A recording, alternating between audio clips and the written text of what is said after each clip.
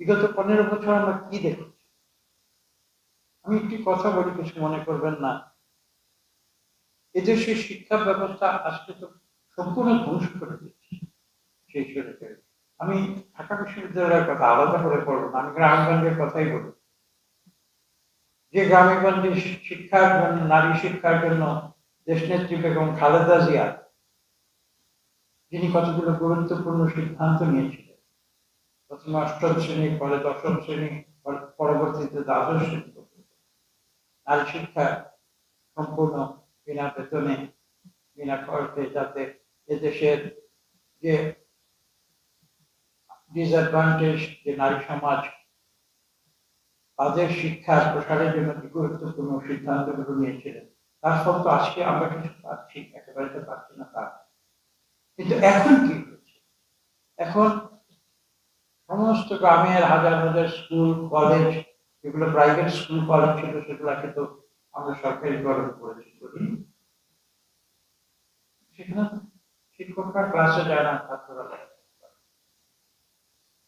মাস গেলে তাদের বেতন, এবং এর জন্য কে দায়ী? এর জন্য তো শিক্ষক বা ছাত্ররা দায়ী না। এই জন্য দায়ী সেই সরকার, যারা বিগত 15 বছরে শিক্ষা ব্যবস্থাকে ডেলিভারিটলি, ইচ্ছে করে, আমার মাঝে মাঝে মনে হয় ইচ্ছে করে শিক্ষা ব্যবস্থাকে ধ্বংস করা হয়েছে।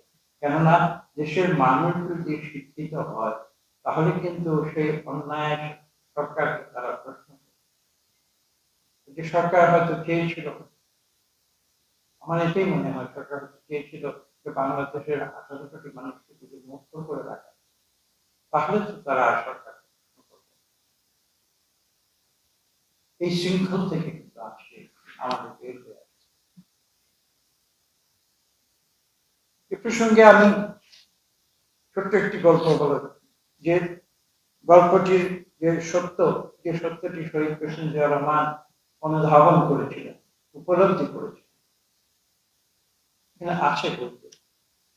তিনি আমাদের যে প্রবেশিকা পরীক্ষায়, সেখানে ছাত্রদের প্রবেশিকা পরীক্ষায় উত্তীর্ণের জন্য একটি কন্ডিশন দিয়েছিল যে অন্তত একটি ছাত্র হলেও তাকে নিরক্ষর মুক্ত করতে হবে, তার মধ্যে কেউ প্রবেশিকা পরীক্ষা পাস করবে। এটা একটা কম্পালসারি সাবজেক্ট। দেখুন, আমরা তো অনেক শুনেছি শহীদ প্রেসিডেন্ট জিয়া রহমান একজন সৈনিক, এই অভিযোগও তো আমরা পেয়েছি যে বিএনপির নাকি জন্ম হয়েছিল ক্যান্টনমেন্টে, তাই?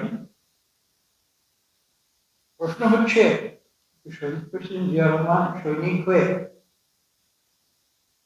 তিনি শিক্ষার মূল্য তিনি অনুধাবন করেছিলেন, তিনি উপলব্ধি করেছিলেন যে বাংলাদেশের প্রতিটি মানুষকে ন্যূনতম শিক্ষা অর্জন করতে হবে। অথচ যারা নিজেদের জনগণের দল বলে দাবি করে, আওয়ামী লীগ অর্থ কি? আওয়ামী তো বাংলা শব্দ না, শব্দ, জনগণ। তো সেই জনগণের দলের যারা নিজেদের জনগণের দল বলে প্রচারিত করে, তারা কেন জনগণকে অশিক্ষিত করে মুক্ত করে রাখতে চেয়েছে? কেন তারা এই দেশের শিক্ষা ব্যবস্থা